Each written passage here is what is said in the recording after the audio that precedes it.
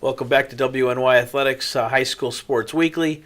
The three of us are left here, guys. There's only three left. Myself, Francis, and Roger Weiss from Inside High School Sports joining us for the final segment. Basically just parting shots.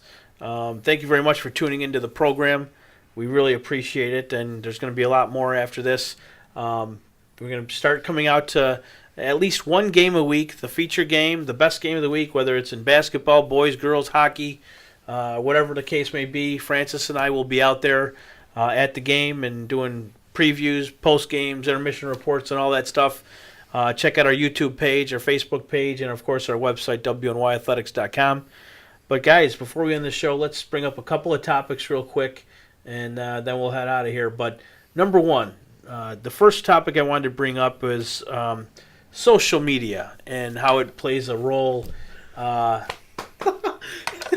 Don't laugh.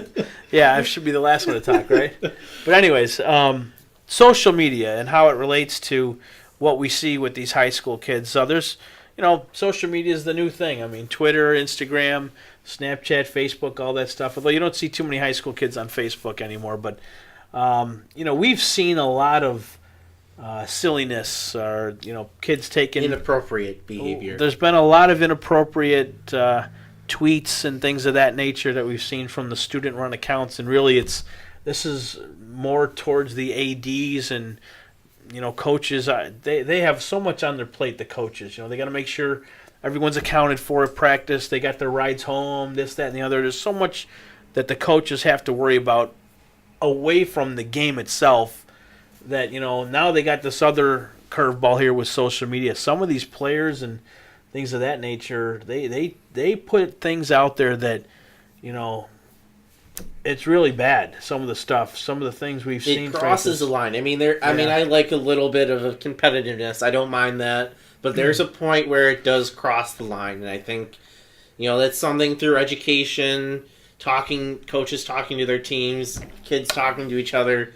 You kind of got to know where the line is and where you go from school spirit to vulgarity and being downright mean. Last year, Francis, in the fall, we went out to North Tonawanda before. I think it might have been before the TNT game. We had a nice little sit-down with then Coach Henry Fumerly. He was a great guy who we miss and we love, and we can't wait to see him back on the sideline soon.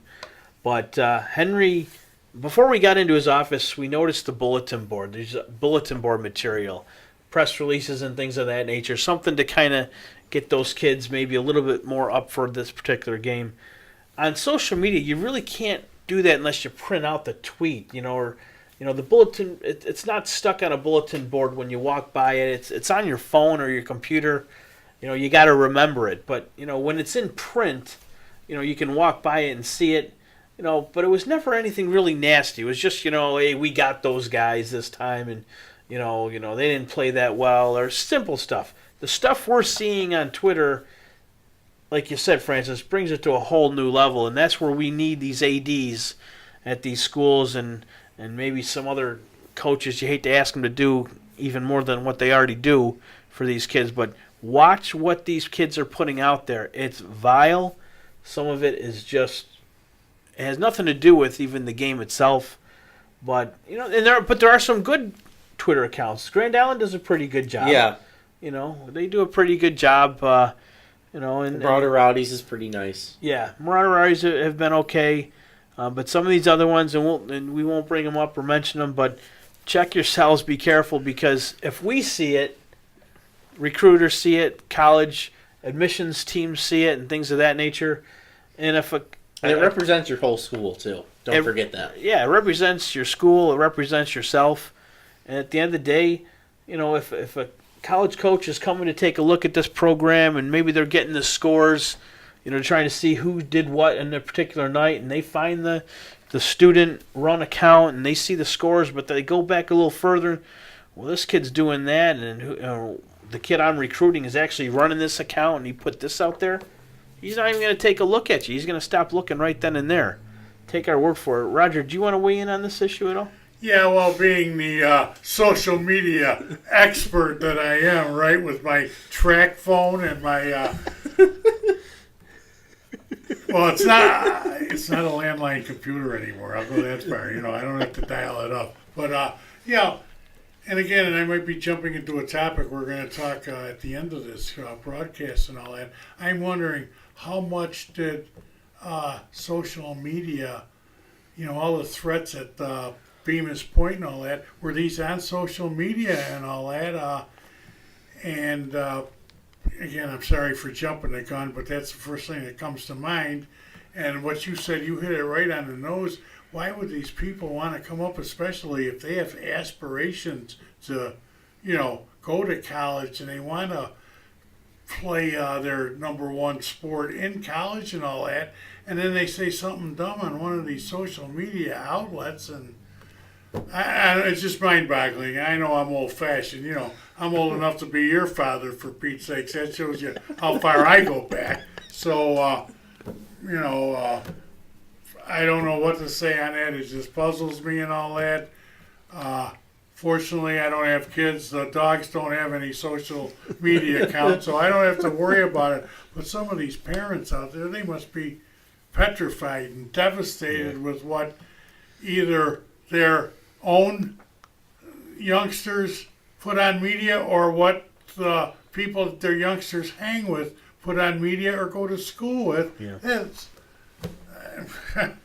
wow. Yeah. I don't know what else to say, Frank, but that's mind-boggling to me. I know in college you'll see a college game on TV, or you're at a college game, and you'll see they'll take a cutout of the opposing quarterback's face and put it out there, and they'll make fun of it, or they'll find a compromising picture of someone on the team and blow it up 1,000 times, and they'll be in the stands showing it up when the guy's taking a foul shot. I've started to see that creep into the high school level, and it's just ugly. And then you see, I hate to bring it up, but you see some of these kids really break down and get closed off and go into depression. You've seen literal suicide because of the way that these kids have attacked each other on social media, and that's what scares me, and that's why I bring it up as part of the parting shot. Where do you draw the line between that and bullying? It is bullying. It is. It's absolute bullying, and that's what. Then why is that allowed? Because there's supposed to be this anti-bullying thing, but stuff like this is people are looking the other way. That's of course, why their parents might have a friend in high places who can pull a few strings and all that. And if that's the case, it's a sad state of affairs. It is, and that's why we have to make the appeal to the ADs to watch these student-run accounts and the shots they're taking at kids, because they are taking it to a level that's beyond reasonable and, courteous, if you will. It's just. On the other hand, this is why you might lose some ADs that prematurely retire, if that's the proper word, or step down, whatever you want to call it, because and I imagine it's out there, some of these ADs that try to put a clamp on that, and the parents interfere with the ADs, protect their, Yeah. Well, we're moving into Jimmy that. and Joe couldn't possibly be, Yeah. Well, it's funny you mentioned that. We're bringing our next point of order. Francis, why don't you start? Yeah, I've noticed I've been to a few past few games I've been at. I'm not going to say where they were, but I've noticed the parents were extra loud and, complaining about everything from a foul to a penalty call or no penalty call.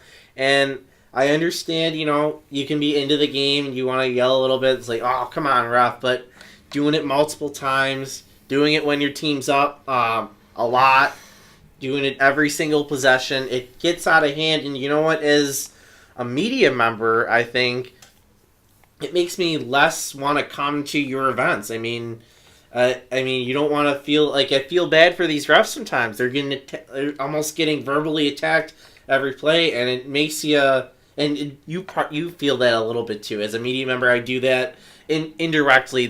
Just the anger that comes out. And some of these people, I've even seen it. They bring their own little kids with them, 8-year-olds, and it just boggles my mind. And I just wanted to say to the parents out there, I know you're really into, you want your kid to do well, but yelling at the refs time after time, being the loudest guy in the gym or the arena, arguing with opposing parents, it's just not a good idea. Don't do it for the sake of your kids. The saying is let the players play, let the officials officiate. Let the coaches coach. Just once, I'd like to be at a game where some of the parents walking out and say, boy, it's a good thing that official was as incompetent as he was, or we'd have never won that game and all that. You never hear that end of the thing. I don't like the open criticism on that. And don't get me wrong, I don't agree wholeheartedly with a lot of the officiating, whether it be in football or basketball. But I will say to you, sitting next to you at the game, Frank, I think number 43 got away with one in there. But I would never berate the officials. And the other thing I notice, everything is fine until the official makes his first questionable call. And after that, he cannot make a right call for the rest of the game, or they might say, well, even a broken clock is right 2 times a day or stuff like that. And again, I don't agree with the officials, but I don't, some of the ones close to, I'll say after the game, you say, a lot of false starts you called. I'm talking a basketball game now because the symbol for false start is the same as traveling and all that, and sometimes I think they might call too many travels and all that. They say, don't you think there were a few too many false starts tonight and stuff like that? But these are guys I know and all that, and I respect. But again, halfway through the first period, official makes a questionable call, and then 9 out of 10 of his calls the rest of the game are correct, but you only hear about the 1 out of 10 that and the other thing that infuriates me, and I'll say it comparable to when I was a season ticket holder with the Sabres, and this was, Francis, you probably won't understand this, but they used to have a place called Memorial Auditorium, and that's where the Sabres played. And I had Is that the rinks on the outside Canal there? side. Yeah, Canal side. And I had, Frank, you remember the odd, I had first row blue season tickets for every year that the Sabres were there. And it totally boggled my mind. Somebody in the last row of the lower bowl, whatever you call it, he'd be sitting there, and the linesman would call an offside at the blue line on the other side of the rink, and it says, "How's this guy saying that was a terrible call?" And I'm thinking to myself, the linesman had the best view of anybody in the house, and here's a guy 300 feet away questioning a call and all that. There's a lot of that going on at these high school games, too. Yeah. The guy in the northwest corner is questioning why the referee called out of bounds when the guy stepped in the southwest end of the court. There's a lot of that going around, too. I wish I had the vision that these parents have. They could probably see through the wall and see the JV game in the next gym. Well, you know what? I hate to interrupt you, Francis, but you constantly see it. Numbers are down for officials. There's a reason why. Because people don't want to do it anymore because of a lot of these parents. We got referees in their 70s because they can't get replacement from incompetent officials. Yeah, and it's a sad not that they're bad. Excuse me. If Benji Blumen's watching the podcast, obviously he's a year ahead of me at Riverside, and he's still one of the best. But they just don't have that many. No, it's and a lot of it has to do with these parents are just a little too obnoxious, and worried about maybe their safeties at times, And it's not just always the parents; it's even some of these players. I saw a kid just the other day giving it to an official. I'm like, throw that kid out of the game. Or at least tee him up. Yeah, get him out of here. Get him off the court. Get him out of the game. The respect factor, it's down big time. And do you think there's any part of that sometimes the coaches overdo it with the officials too? And the parents see that, and so they figure that's, why not? The referee must be bad if the coach is arguing with all that, and that gives them their permission, if you will, to berate the officials. But the relationship between a coach and official is much different than the one between a parent and the official. Most often, these coaches know these officials better, and they know exactly how they want to do that. That's I've heard that from the official side. It's a very keen relationship that no parent should feel like they're on any equal ground with the coach in that matter. I would agree with that. I agree with it too, but the point is, the parents see it, and some of these coaches are a little, dramatic? I won't say more disrespectful, I'll say less respectful and all that. And the parents think, well, I must be right, even the coach disagrees, blah, blah, blah. It's one thing between the coach disrespecting the official and the coach working the officials. The coach works the officials all the time. That's part of the game. Good point. All right, and then our last topic. Last topic, it was announced last week that Kurt Fisher was going to be stepping down as head coach of Maple Grove. Roger, you have a great history down there. You go to more Maple Grove games than anybody, except for probably Kurt. But your thoughts on that whole debacle? It just boggles my mind. Here's a guy, over 200 wins in football. I don't know how many wins in basketball, but it's up there. State champions, section champions, and I don't know what it is. If there is a, what do you want to say, hard-ass version of there, you don't see it. Maybe he keeps it within the confines of his domain, if that's the proper term and all that, which is the way it should be and all that.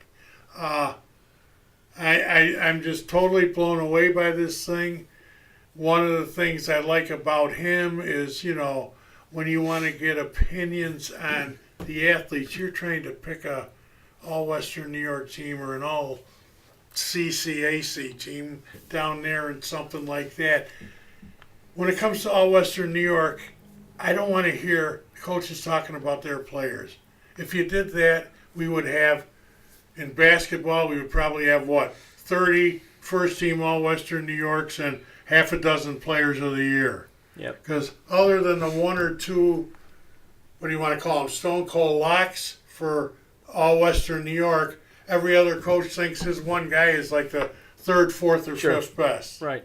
And I take, I won't say it goes in one ear and out the other, but it's certainly with a grain of salt that I take somebody talking about their own player. I want to hear about a coach's all-opponent team more, and Kurt epitomized that, Sometimes he overdid it, you listen to him, and it's hard to keep a straight face, because, oh, no, you see number 55 over there? He's not going to college. As soon as this season's over, he's going right to the NFL, and he's got 3 other guys that are almost as good, talking about, again, I'm being facetious at some point, but that's how he was. He never... he always talked about the people that he had to go up against on any given day, and I respected him for that. And, there are some coaches out there that, I don't even want to talk to. It's part of the game. You have to and all that. Kurt, I look forward to when I only wish Bemis Point wasn't 60 miles away from me in, North Boston and all that. I'd love to go to all their games and all that, but then I miss out on these other teams. And, I wish they played on Saturday night. I'd go to all their games if they played on Saturday night. Well, Pine Valley used to do that, at least their home games, and I would go to their games. There was news at the end of the year that Maple Grove may have to merge with the team coming into this 2018 fall football season. What team were they talking about merging with, or what? That's a good question. They were with Chautauqua Lake, were they not? Right, up a few years ago. It's kind of tough. I know last year when Frewsburg was looking for somebody to merge with, and the scuttlebutt was they were going to have to go with Jamestown so it wouldn't affect bed numbers and all that, or another school would have to change classes and all that. And of course, Jamestown, they were set. They didn't have room for people from Frewsburg.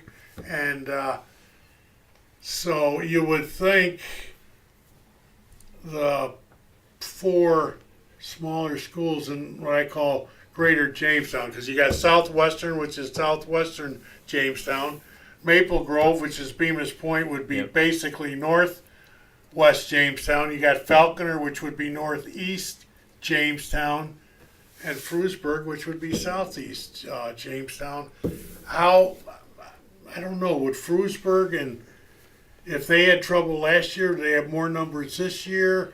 Would they be able to combine with Bemis Point? I don't know. I don't know the answer to that. We've heard a few times that the Randolph-Frewsburg merger might not have been it wasn't off to a great start. It was a little rocky, but it seems like they got their issues worked out, and they seem to play some pretty good football at the end of the year, and maybe those schools will stick together. But who knows? They may have a separation, and maybe Maple Grove picks up Frewsburg, like you're saying. But we heard before the show, Zach Fisher sent us a message that he believes he was going to be at Chautauqua Lake next year.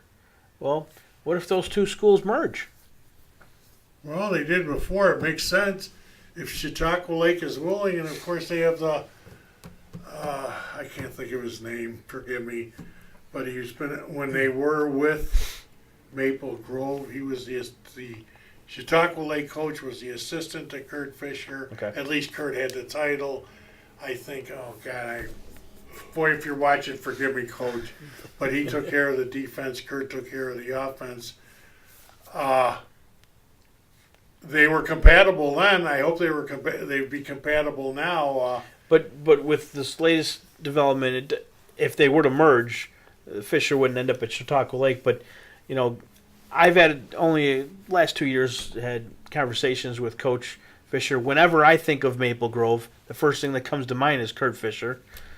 So for me, I just it baffles my mind that it didn't appear on the surface that the school was backing Kurt Fisher here in this situation. It looked like people were attacking his family, and it got personal. That's the thing I don't understand. When people are attacking his family, who are these people? Was it parents of other players? How did Zach Fisher's That's what it sounded like.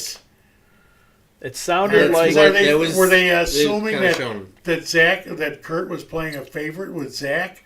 Because Zach has paid his dues. Yeah. And knowing Kurt, Zach would have to be still a millimeter better. Because if he was only good as another guy, Zach wouldn't necessarily be,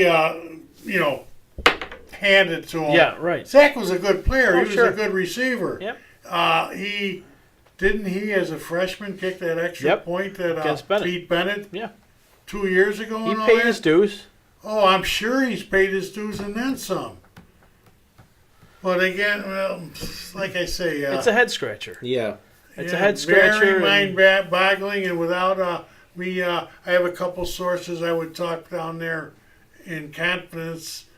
Until then, I might be shooting my mouth off where I shouldn't. But like I say, Kurt has been so good to me over the years. Until somebody can definitively point out what his faults are, I'm not buying it for a New York second. Francis, anything on that subject? Are you good? No, I'm good.